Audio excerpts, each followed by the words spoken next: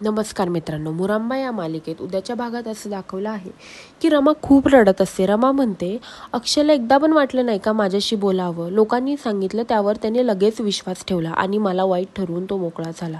हे सगळं ती साईला सांगत असते आणि साईला म्हणत असते, मला त्यांना एकदा तरी भेटायचं आहे आणि तोंडावर त्यांच्या सगळ्या गोष्टी मला विचारायच्या आहेत आणि मला त्यांना जाबही विचारायचा नाही. तेव्हा साई म्हणतो, ओके ठीक आहे रमा, तू असं म्हणतेस ना, तर ओके आपण जाऊ त्याला विचारायला जाप असं साई बोलतो. तेव्हा रमा आता जायचं ठरवते. रमा आता मुकद्दरमच्या बंगलावर जात असते. त्यावेळेस अक्षय आता काय करतो, घरातल्या जेवढ्या काही आठवणी आहेत रमाच्या, त्या सगळ्या आठवणी तो बाहेर घेऊन येतो आणि तो सगळ्या पेटवून टाकतो आणि म्हणतो, रमा आजपासून तू माझ्यासाठी मेली, इथून पुढे तुझं नावही नको आणि तुझ्या कुठल्या आठवणीही नको. असं बोलून तो सगळ्या तिच्या आठवणी जाळून टाकतो आणि हे सगळं रमा एका साईडला उभं राहून बघत असते. रमा मनातल्या मनात म्हणत असते, माझ्याबद्दल ह्यांनी किती तिरस्कार त्यांच्या मनात भरला आहे.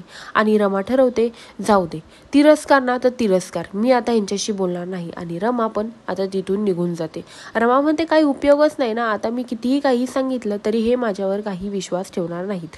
त्यामुळे रमा ठरवते की मी आता काही त्यांना सांगायला जाणार नाही. आणि रमा तिथून कायमची निघून जाते. रमा तिथून कायमची आता पाचगणीला निघून चाललेली असती. ती सगळं सांगायला आलेली असती, पण अक्षय ऐकण्याच्या मनस्थितीच नसतो.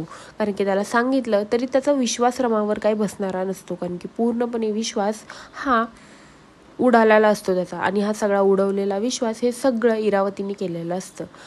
आणि ते पेटत्या आठवणी बघून रमा खूप रमाला त्रास होत असतो. आता पुढे जाऊन काय होईल, अक्षयला सगळ्या गोष्टी अक्षयच्या समोर येतील का, हे पाहण्यासाठी विसरू नका मुरंबा आणि माझ्या चॅनलला लवकरात लवकर सबस्क्राईब करा. धन्यवाद.